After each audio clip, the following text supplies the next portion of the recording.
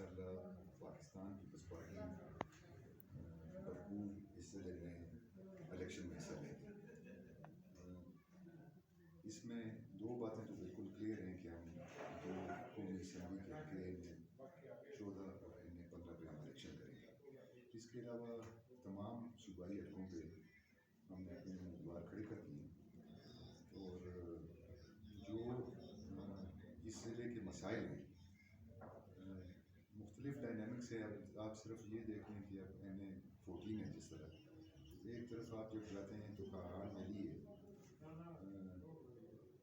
اس کے ساتھ آپ دیکھیں تو کشمیر میں کوئی ٹیکس نہیں ہے ٹورزم پہ، اور آپ ساتھ میں سوات میں دیکھیں وہاں بھی شانگلہ سے اس طرف ہو جائیں تو کوئی ٹیکس نہیں ہے، لیکن درمیان میں ڈسٹرکٹ مانسہرہ میں جو ٹورزم کا جو پوٹینشیل تھا، کیونکہ یہاں کوئی انڈسٹری ہے نہیں، آپ کراچی جائیں، آپ دبئی جائیں، تمام مزدور آپ کو اس ڈسٹرکٹ کے ملیں گے۔ تو وہ پوٹینشیل نہ ہونے کی وجہ سے جو مین فوکس تھا، جس طرح کوچ ویلی ہے یا کاغان ویلی ہے، اس میں جو پوٹینشیل تھا ٹورزم کا، وہ ان ٹیکسز کی وجہ سے سب سے بڑا مسائل کا شکار ہے۔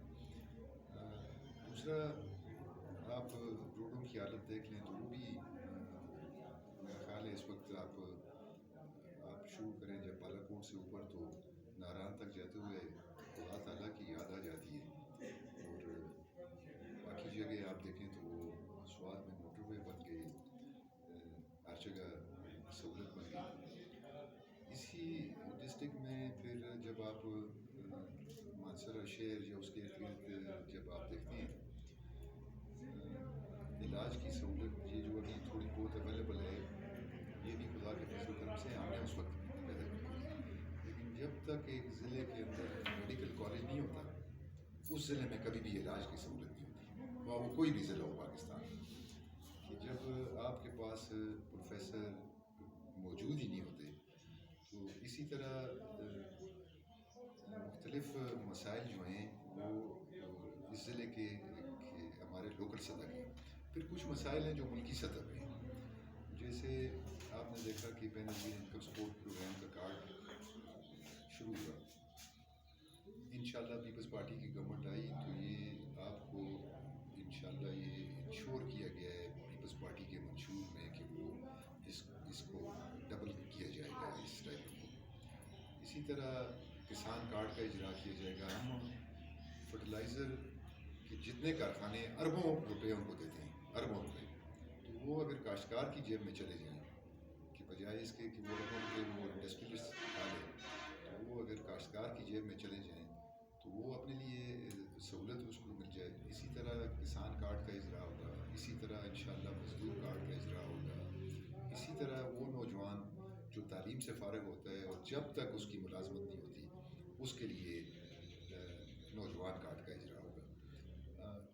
اکثر دوستوں کا یہ خیال ہے کہ یہ پیسے کہاں سے آئیں گے، جب ملک میں اتنا بڑا کرائسس ہے اور یہ پیسے کہاں سے آئیں گے، تو فیڈرل گورنمنٹ میں اس وقت ایسے سینکڑوں ادارے موجود ہیں جن کی کوئی ضرورت نہیں ہے 18ویں ترمیم کے بعد، اور وہ اسی طرح اس پہ اربوں روپے 300 ارب سے زیادہ پیسے خرچ ہو رہے ہیں جن اداروں کی کوئی ضرورت نہیں ہے۔ تو وہ انشاءاللہ کوشش ہے کہ وہ تمام ادارے بند کیے جائیں گے انشاءاللہ جب ہمیں موقع ملا، اور یہ پیسے عوام کو ڈائریکٹ ان پہ خرچ کیے جائیں گے۔ ہم نے کوشش کی ہے یہاں اس ڈسٹرکٹ کے اندر کہ جو بڑے عرصے سے تعصب کی اور قوم پرستی کی سیاست اور اس سے لوگوں کو نجات ملے۔ میں اکثر ایک واقعہ سناتا ہوں تو لوگ شاید وہ کہتے ہوں گے یار بار بار یہ کیوں یہ واقعہ سناتا ہے۔ میرا ایک دوست ہے سوات میں، تو سوات میں زیادہ یوسفزئی قوم آباد ہے، تو وہ بیچارہ ممند ہے، وہ جب بھی الیکشن میں جاتا ہے تو وہ الیکشن ہار جاتا ہے، تو اکثر وہ تقریر میں کہتا ہوتا ہے کہ خدا مجھے اگر میرا اختیار ہوتا تو اس قوم میں پیدا کر دیتا جس کے بہت زیادہ ووٹ ہوتے، تو مجھے یہ ووٹ مانگنے کی ضرورت نہ پڑتی۔ تو یہ بجائے اس کے کہ اہلیت پہ کوئی بات کی جائے، یہاں اس ڈسٹرکٹ میں کافی عرصے سے قومیت کی سیاست ہو رہی ہے۔ ہم انشاءاللہ اس وقت کو بدلنا چاہتے ہیں۔ ہم انشاءاللہ ہمارا یہ عہد ہے کہ ہم اہلیت کی بنیاد پہ ووٹ لیں گے، اور یہ ثابت کریں گے انشاءاللہ کہ یہ آئندہ بھی اس ضلع کے اندر جب ووٹ ہوگا تو اہلیت کی بنیاد پہ ہوگا، کہ وہ نمائندہ جو آپ کے حقوق کا تحفظ کر سکے اور آپ کی مشکلات کو کم کر سکیں. سر جی آپ کا مقابلہ ہے سردار محمد یوسف صاحب کے ساتھ. جی تو کیا پلاننگ کی آپ نے اس کو ہرانا ہے؟ تو میرے خیال میں بہت آپ کے لیے محنت کرنی پڑی گی اس حوالے سے. ہاں نہیں اس طرح نہیں ہے جی. سردار یوسف صاحب عزت مند آدمی ہیں لیکن سردار یوسف صاحب کبھی بھی الیکشن نہیں جیتے. آپ پہلا الیکشن دیکھ لیں تو غلام نبی شاہ صاحب جیتے, رزلٹ تبدیل کیا گیا. پھر اس کے بعد جب جنرل ترمزی صاحب کا الیکشن تھا ری پولنگ کروائی گئی.